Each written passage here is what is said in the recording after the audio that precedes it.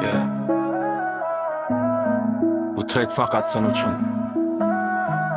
Yuragimning har burish sening isming. Slap house bass drums. Ko'zlaringga bir bor qaradim, qoldim hayron. Sen sababli butun dunyom bo'ldi charog'on.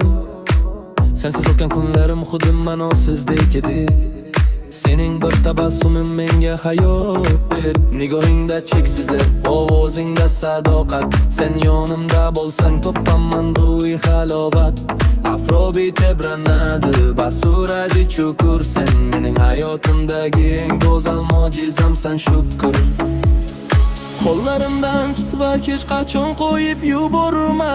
Butun va bu sevgi faqat bizniki, unutma.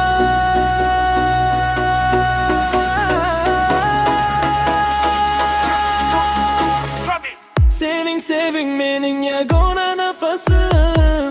Dunyoga singmaydi senga bo'lgan hissiyotim. Tungi shahar chiroqlari ostida faqat sen va men. Seni bir umr sevishga so'z beraman dildan.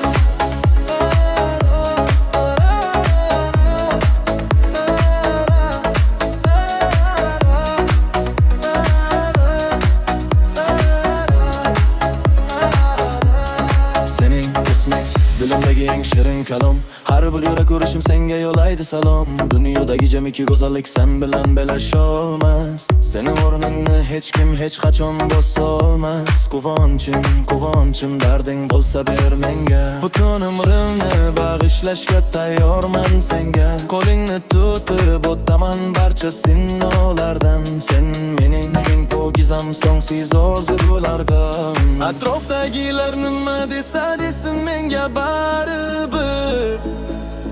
Sening seving men uchun eng buyuk taqdir. Sening seving mening yagona nafasim. Dunyoga sig'maydi senga bo'lgan hissiyotim. Tungi shahar chiroqlari ostida faqat sen va men. Seni bir umr sevishga so'z beraman dildan. Barcha yulduzlar so'nsa ham sening nuri qolar. Agar yurak tanlasa, u faqat seni tanlar. Faqat sen.